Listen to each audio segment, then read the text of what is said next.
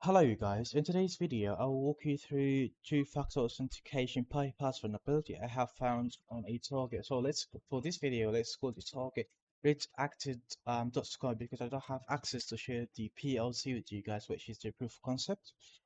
So that target has a staging environment. Using a simple trick in Paper Suite, I was able to bypass the two-factor authentication. Yeah, it's a bit weird, but at the end of the day, it was marked as a duplicate.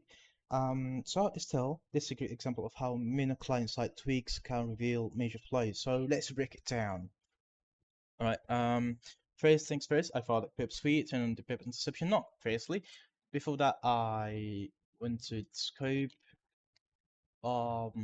navigated to scope, and then added the target to the scopes area because I don't want to intercept any other targets like Google or outside requests or out scope requests. So that's why.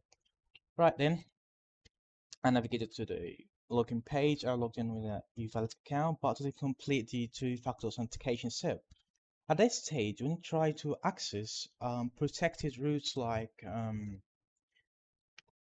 accounts slash personal and person dash and information, when you try to access any routes like this, it gives you an error or redirects you to two-factor authentication verification page, which is the same as the image here.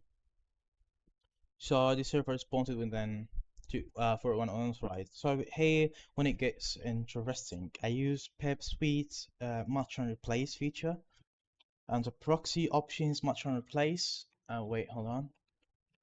Match and replace, right? And then add a new target. So here in that case, this alright says that so this basically manipulates the response that comes from the server. Following the front end into thinking that the user had passed the two-factor authentication even though they hadn't, right? In that case, I did not. So let's assume that we got a value or a variable that has or you know checks if the user valid verified the two-factor authentication or not. So let's call the variable is two-factor authentication verified equal false. In that case, it will set to true. It will set to false. All right. So the server was still enforcing some level of access controls, but the front-end logic was relying on the two-factor authentication verified false from the JSON responses.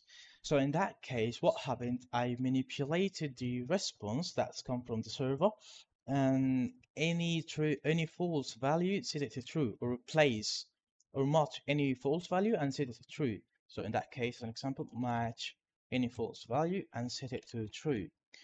And of course, response body. All right. So after set up the replacement rule, I reloaded the page and I had access to every endpoint, like here an example of the personal account information, payment method, and even unlocking some features like add teams. So this endpoint normally returns a custom for a page saying that the requested was 18. We can't find it. We can't find it. It's a bit cringe to be honest, but okay. Anyways, the page was fully loaded with working UI interface or UI interface. User interface, sorry. User interface. And internal logic exposed. So what was the real problem here? Um, that was a classic case of client-side trust. The front end trusted a response value like two-factor authentication or 2FA verified false. The value is false, right? And took it seriously after we changing it to true.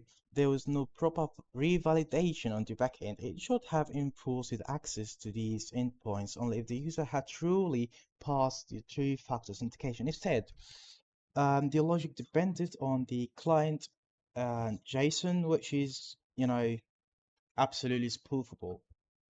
So that's why here's the space. When I submitted the issue via the bug bounty program, it was marked as a duplicate, no bounty, but it's fine. So that's why I'm making that video.